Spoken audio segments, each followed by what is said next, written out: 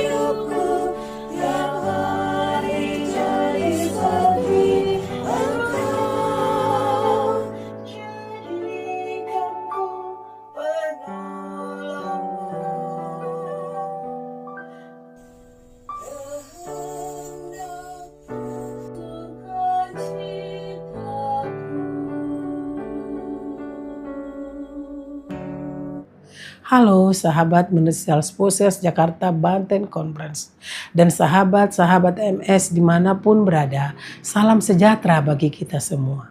Edisi kali ini mengambil tema Decluttering Hati. Sebagai seorang Ministerial Spouses tentu saja memiliki beban yang belum terselesaikan sehingga bisa mempengaruhi tugas dan pelayanan. Bagaimana caranya agar bisa mendecluttering hati kita supaya lebih tenang dan fokus? Mari kita saksikan dalam tayangan berikut ini. Semoga melalui tayangan MSGBC Media dapat memberikan pengetahuan dan informasi yang baik dan berguna bagi pelayanan Ministerial Spouses Jakarta Banten Conference dan Ministerial Spouses dimanapun berada. Tuhan memberkati.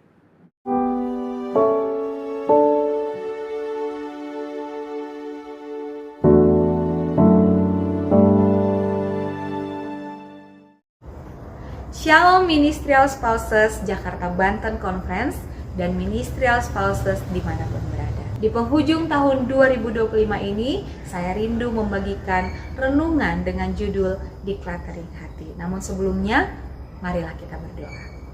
Bapa di surga, Bapa yang baik, kami rindu mendengarkan firman-Mu. Berfirmanlah Tuhan atas kami siap mendengarkannya. Biarlah Roh Kudus Tuhan yang mengurapi hamba-Mu, juga kami semua yang mendengar. Agar firman-Mu ini Tuhan tidak berlalu begitu saja, tapi kami menjadi pelaku-pelaku firman. Di dalam nama Yesus kami berdoa. Amin. Menyambut tahun yang baru, kita sering sekali rindu ingin memiliki lingkungan rumah yang bersih. Kadang-kadang banyak orang yang mengecat rumah mereka. Mereka juga memilah, menyortir barang-barang yang ada di rumah. Istilah untuk memilah, menyortir, membersihkan barang-barang ini pada zaman ini sering kita dengar dengan kata decluttering.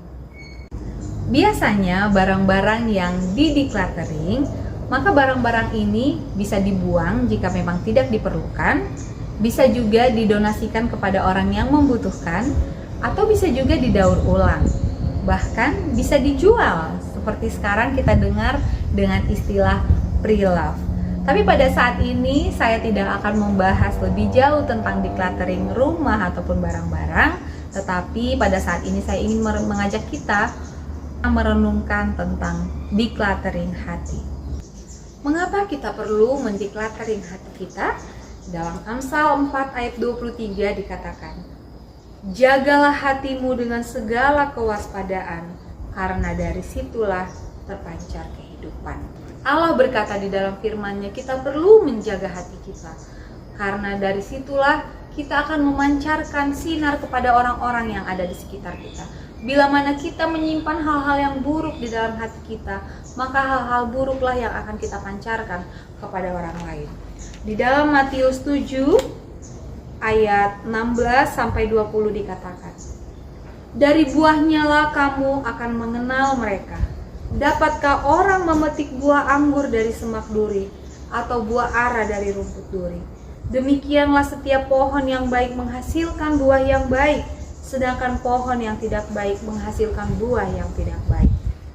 Tidak mungkin pohon yang baik itu menghasilkan buah yang tidak baik, ataupun pohon yang tidak baik itu menghasilkan buah yang baik. Dan setiap pohon yang tidak menghasilkan buah yang baik pasti ditebang dan dibuang ke dalam api. Jadi dari buahnya lah kamu akan mengenal mereka. Kita akan dikenal orang dari apa yang kita lakukan, dari apa yang kita simpan di dalam hati kita, di dalam pikiran kita. Jika kita menyimpan hal-hal yang baik, maka hal-hal yang baiklah yang akan kita keluarkan, hal-hal yang baiklah yang akan kita lakukan, sehingga orang lain akan mengenal Allah daripada kita. Ketika kita akan mendecluttering hati kita, mungkin kita akan merasa kesulitan, karena mungkin terlalu sakit yang orang lain lakukan kepada kita. Karena mungkin begitu sulitnya kita mengampuni orang lain. Allah berfirman di dalam Mazmur 139 ayat 23-24, selidikilah aku ya Allah dan kenallah hatiku. Ujilah aku dan kenallah pikiran-pikiranku. Lihatlah apakah jalanku serong dan tuntunlah aku di jalan yang kekal. Mungkin begitu sulit untuk kita membersihkan lemari hati kita, membersihkan simpanan-simpanan di dalam hati kita, simpanan-simpanan yang buruk yang seharusnya kita lepaskan, tapi mungkin sulit. Marilah kita mengundang kuasa Roh Kudus, mengundang Tuhan untuk membantu kita menyelidiki hati kita, membantu kita membersihkan hati kita. Mengapa kita harus membersihkan hati kita? Di dalam Matius 5 ayat 8 dikatakan, Matius 5 ayat 8, berbahagialah orang yang suci hatinya, karena mereka akan melihat Allah. Marilah kita menjadi orang-orang yang suci hatinya, yang bersih hatinya, yang murni hatinya, dengan tidak menyimpan kesalahan orang lain, dengan tidak menyimpan dendam dan amarah, dengan tidak menyimpan rasa iri hati dan kecemburuan kepada orang lain. Selain marah kepada orang lain, kita mungkin juga menyimpan marah terhadap diri kita sendiri. Mungkin ada hal-hal yang tidak bisa kita capai di tahun 2025 ini. Mungkin ada hal-hal atau kesalahan yang kita lakukan di 2025 ini yang membuat impian kita tidak tercapai, yang membuat keinginan kita tidak terkabulkan. Dan kita merasa itu adalah kesalahan dari diri kita, sehingga kita marah terhadap diri kita. Marilah juga kita mengampuni diri kita sendiri, agar kita menjadi tenang, kita menjadi lega, kita menjadi damai, bahkan kita menjadi semangat untuk menyongsong tahun yang baru, tahun 2026. Di dalam Ibrani 12 ayat 1 dikatakan, karena kita mempunyai banyak saksi, bagaikan awan yang mengelilingi kita, marilah kita menanggalkan semua beban dan dosa yang begitu merintangi kita, dan berlomba dengan tekun dalam perlombaan yang diwajibkan bagi kita.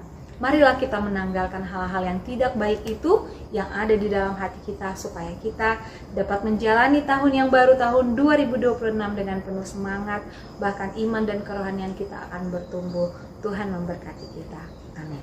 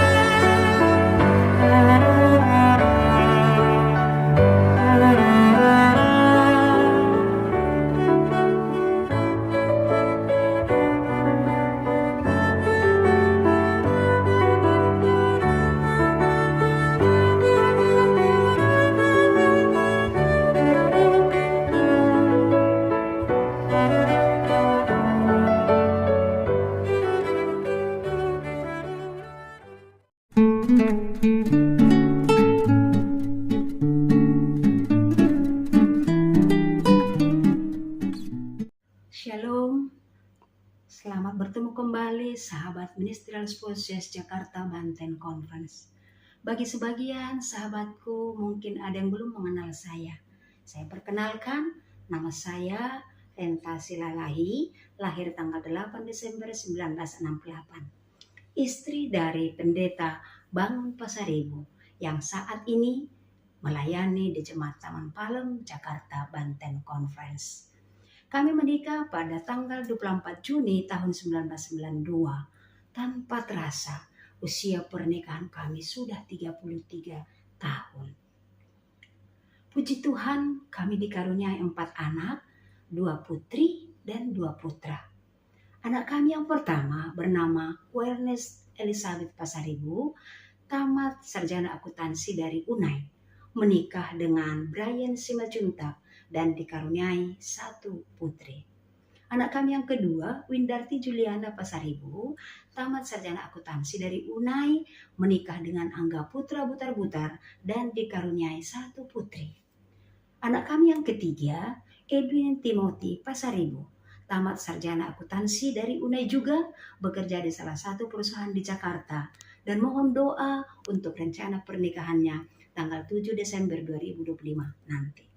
Anak kami yang keempat bernama Gevaril Jeremy Adli Pasaribu. Saat ini masih duduk di kelas 10 SMA di Esela Purwodadi, Jawa Timur. Pengalaman pelayanan yang saya lalui adalah sebelum menikah, saya sudah melayani sebagai guru di SD SMP Advent Tebing Tinggi Sumatera Utara sejak tahun 1990. Tahun 1995, saya kemudian diangkat menjadi pegawai indeks dan sejak tahun itu juga, tahun 1995 sampai dengan tahun 2003, selama 8 tahun, dipercayakan sebagai kepala sekolah SD SMP Advent Tebing Tinggi Sumatera Utara. Tahun 2003 kemudian kami pindah ke kota Palembang oleh karena suami saya menerima SK penempatan sebagai asisten gembala di Jemaat Ratna Palembang.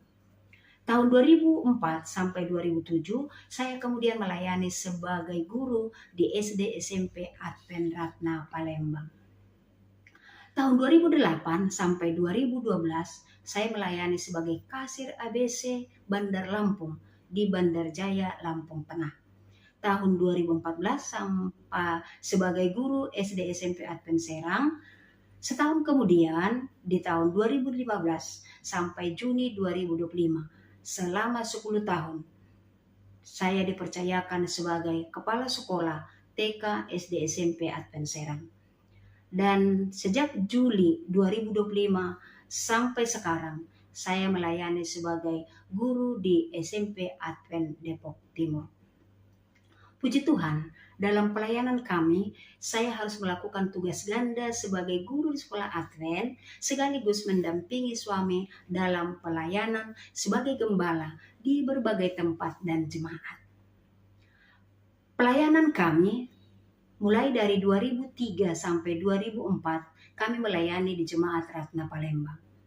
Tahun 2005 sampai 2007, kami melayani di Jemaat Pakjo dan Jemaat Sukojo Palembang, dan saya menjadi pemimpin BWA Chapter Palembang. Di tahun 2008 sampai 2012, kami melayani di distrik Lampung Tengah, dan saya sendiri sebagai koordinator pelayanan anak-anak di Lampung Tengah. Tahun 2013 sampai Juli 2014, kami melayani di distrik Kedaton 7, Bandar Lampung.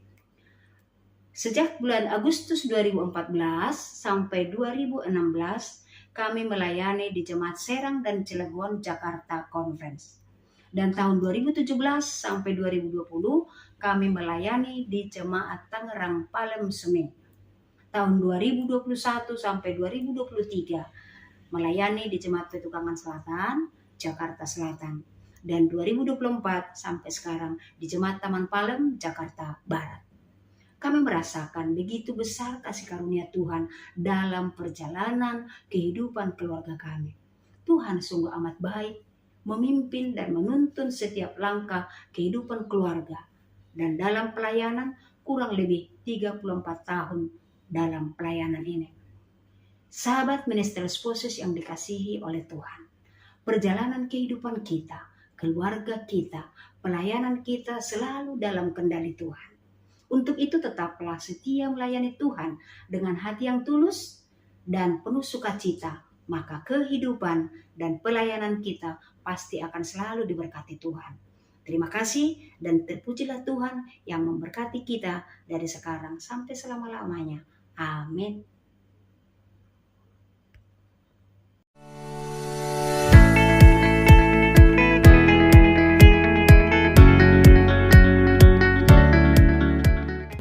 Sahabat Ministerial Spouses Jakarta Banten Conference, perkenalkan saya Esther Kartika Umboh, istri dari Bapak Jerry Umboh yang pada saat ini menjabat sebagai Bendahara Jakarta Banten Conference. Perkenankan kesempatan ini saya akan membahas mengenai pengelolaan keuangan yang bijak dalam rumah tangga Kristen. Dalam kehidupan sehari-hari, kita sering kali dihadapkan dengan tantangan keuangan yang dapat membuat kita merasa stres dan tidak tenang. Oleh sebab itu, para Ministerial Spouses GBC, saya sangat mengharapkan kita boleh bijak dalam hal ini.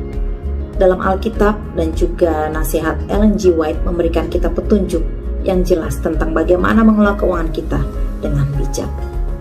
Saya akan memaparkan ada 6 poin. Yang pertama adalah prioritas. Carilah dahulu kerajaan Allah dan kebenarannya, maka semuanya kebutuhan akan ditambahkan kepadamu. Matius 6 ayat 33. Dan Ellen G. White mengatakan, Tuhan adalah sumber kekuatan kita, dan kita harus mencari dahulu kerajaan Allah dan kebenaran. Salah satu hal terpenting dalam mengelola keuangan adalah dengan mengutamakan penghasilan kita untuk Tuhan dengan menyetorkan perpuluhan dan persembahan terlebih dahulu sebelum kita menggunakannya untuk kebutuhan kita. Untuk poin yang kedua adalah penguasaan diri. Dalam Amsal 21 ayat 20, orang yang bijak mengatur persediaan harta dan makanan di rumahnya, tetapi orang bodoh tidak mengendalikan diri dan menghabiskan segala miliknya. Sahabat Ministerial Spouses GBC, penguasaan diri adalah kunci untuk mengelola keuangan kita dengan bijak. Kita harus belajar untuk mengontrol keinginan kita dan tidak menghabiskan uang untuk hal-hal yang tidak perlu. Hal yang perlu kita pelajari adalah membedakan kebutuhan dan keinginan. Untuk poin yang ketiga adalah penghematan, yaitu dengan investasi. Sahabat Ministerial Spouses Jakarta Banten Conference, penghematan adalah kunci untuk mencapai kebebasan finansial. Kita harus belajar untuk menyimpan uang untuk masa depan dan tidak menghabiskan uang untuk hal-hal yang tidak perlu atau menghabiskan uang dalam waktu yang sesaat. Untuk poin yang keempat adalah kedermawanan. Dalam 2 Korintus 9 ayat 7 mengatakan, hendaklah masing-masing memberi menurut kerelaan hatinya, jangan dengan sedih hati atau karena paksaan, sebab Allah mengasihi orang yang memberi dengan sukacita. Dan Ellen G. White juga mengatakan, berikanlah sedekah dengan sukacita, karena Tuhan menyukai orang yang memberi dengan sukacita. The Adventist Home halaman 391. Sahabatku Ministerial Spouses Jakarta Banten Conference, kedermawanan adalah kunci untuk mencapai kebahagiaan. Memberi dengan tersembunyi seperti yang diajarkan dalam Matius 6 ayat 4. Hendaklah sedekahmu itu diberikan dengan tersembunyi, maka apapun yang melihat yang tersembunyi akan membalasnya kepadamu. Tujuannya adalah agar motivasi memberi murni kepada pengabdian, bukan untuk mencari pujian dari Tuhan. Poin yang kelima adalah hindari utang dan lunasi utang secepat mungkin. Roma 13 ayat 8. Janganlah kamu berhutang apa-apa kepada siapapun juga, tetapi hendaklah kamu saling mengasihi, sebab barang siapa mengasihi sesamanya manusia, ia sudah memenuhi hukum Taurat. Utang dapat membawa kepada kesulitan dan kehilangan kebebasan. Jadi kita harus berusaha untuk menghindari utang dan membayar utang-utang kita secepat mungkin. The Adventist Home halaman 392. Jangan sampai kita berhutang dengan kewajiban cicilan yang membuat kita harus mencari pinjaman lainnya sampai dengan terjerat saat ini pinjol atau dengan rentenir, atau pepatah mengatakan, gali lubang, tutup lubang. Saya sangat mengharapkan sahabat Ministerial Spouses GBC akan dijauhkan dari hal-hal tersebut. Poin yang keenam adalah, percayalah kepada Tuhan dengan segenap hatimu dan janganlah bersandar kepada pengertianmu sendiri, sesuai dengan nasihat firman Tuhan dalam Amsal 3 ayat 5. Dan nasihat Ellen G. White dalam The Adventist Home halaman 115, Tuhan akan menunjukkan jalan yang benar kepada mereka yang mencari Dia dengan sungguh-sungguh. Berdoalah, meminta petunjuk Tuhan, dan komunikasikan juga dengan pasangan, anggota keluarga, atau kepada orang yang memiliki pengetahuan lebih dari kita tentang keuangan sebelum mengambil keputusan, khususnya untuk keputusan yang jumlahnya sangat besar, dan jangan mengambil keputusan dengan tergesa-gesa. Sahabat Ministerial Spouses Jakarta Banten Conference, demikian materi mengenai pengelolaan keuangan bijak dalam rumah tangga Kristen yang bisa saya berikan. Mari kita berkomitmen untuk mengelola keuangan dengan mengandalkan Tuhan, mulai dari berkat yang terkecil dan bertindak dengan bijaksana. Tuhan Yesus, sumber segala berkat, memberkati kita semua. Amin.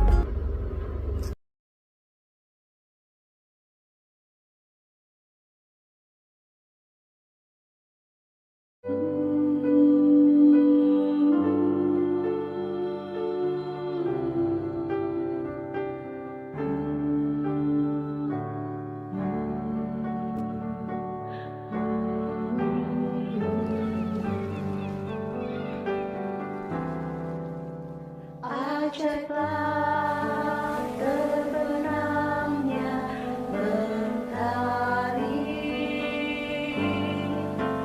ajaiblah fajar merekam, tapi yang lebih menggetarkan hati, keajaiban kasih Allah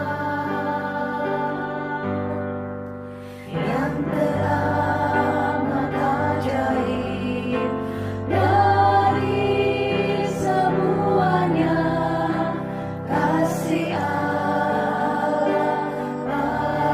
padaku yang teramat ajaib dari semuanya, kasih Allah padaku. Kasih-Mu ya Tuhan menopang langkahku setiap hari. Seperti firman-Mu berkata, aku telah mengasihi Engkau dengan kasih yang kekal. Dan dalam lembut terang-Mu aku percaya, sebab Tuhan itu baik kepada semua orang. Ajaiblah bunga di musim semi, ajaiblah bima sakti, tapi yang lebih menggetarkan hati, keajaiban kuasa Allah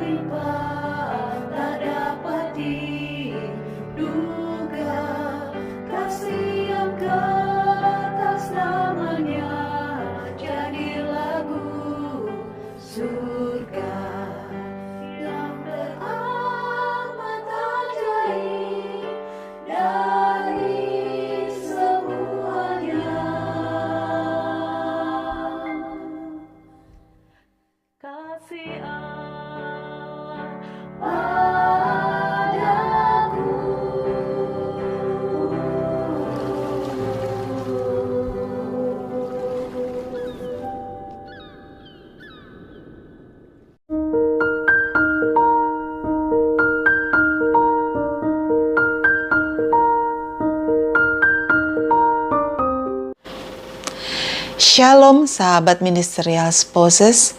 Perkenalkan, nama saya Francisca Medelu, istri dari Pendeta John Medelu Junior, dan saat ini kami diberikan tanggung jawab untuk melayani Jemaat Tionghoa Makarios.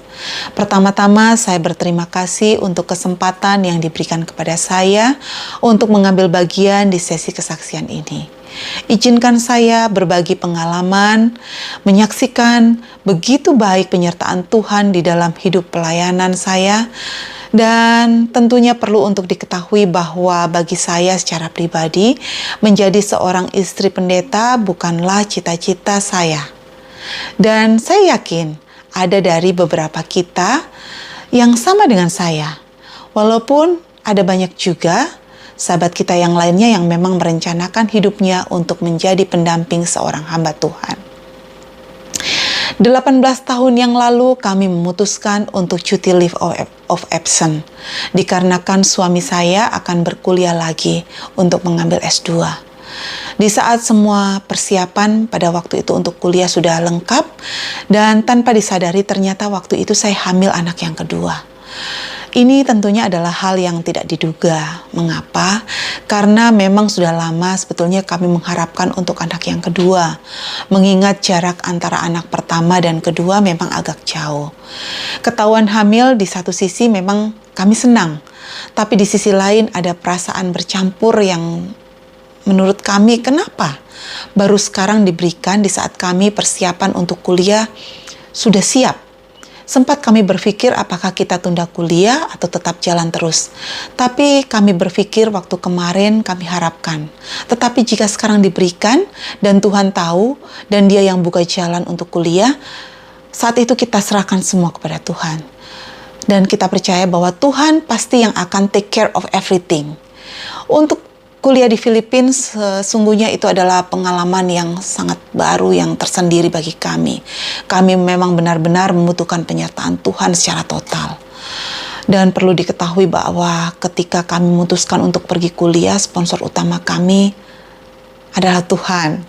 Karena kami memang pergi dengan modal nekat, hanya menjual semua barang-barang yang ada di rumah. Jadi kami adalah self-supporting student. Modal uang yang kami bawa saat itu dari Indonesia, saat itu habis di bulan yang kedua. Selanjutnya kami hanya berserah kepada Tuhan. Di awal-awal perjuangan, penuh dengan hal-hal yang sangat dramatis. Waktu itu tuan rumah di tempat kami tinggal cukup galak. Jadi setiap akhir bulan dia akan menagih di depan pintu rumah, dan kalau kami belum bayar dia akan tetap menunggu sampai kita bayar. Hampir setiap hari saat itu kami meluangkan waktu di prayer garden. Puji Tuhan akhirnya kami boleh melewatinya kurun waktu dalam 2 tahun. Ada saja jalan yang Tuhan berikan buat kami saat itu, untuk kami bisa hidup di negeri orang saat menimba ilmu, dan sekaligus di sanalah menambah iman kami untuk tidak pernah khawatir akan masa depan. Dan kembali ke kisah yang awal tadi, bahwa anak kami yang kedua pun lahir di sana, tanpa sepeser pun biaya yang harus kami keluarkan. Dan semua perlengkapan bayi juga sudah ada yang menyiapkan. Sungguh luar biasa Tuhan itu. Berkat itu selalu datang tepat pada waktunya dan selalu pas, tidak pernah lebih dan tidak pernah kurang. Seperti sama yang kita waktu itu butuhkan. Saya yang tadinya adalah seorang yang selalu penuh dengan kekhawatiran, di sana Tuhan telah menguatkan saya dengan iman yang selalu percaya kepadanya. Dan sebagaimana di dalam ayat Matius 6 ayat 25-26, karena itu aku berkata kepadamu, janganlah khawatir akan hidupmu, pandanglah burung-burung di langit yang tidak menabur dan tidak menuai, namun diberi makan oleh Bapamu yang di surga. Bukankah kamu jauh melebihi burung-burung itu? Kiranya melalui kesaksian singkat ini, kita jangan pernah takut dan khawatir tentang apapun. Baik pelayanan kita, kebutuhan kita pasrahkan semuanya kepada Tuhan. Dan belajar percaya bahwa Tuhan itu baik, selamanya baik, dan akan bekerja menolong kita, bahkan melampaui akal pikiran kita. Sekian yang bisa saya bagikan, semoga dapat memberkati kita semuanya. Tuhan Yesus memberkati. Amin. Ulang.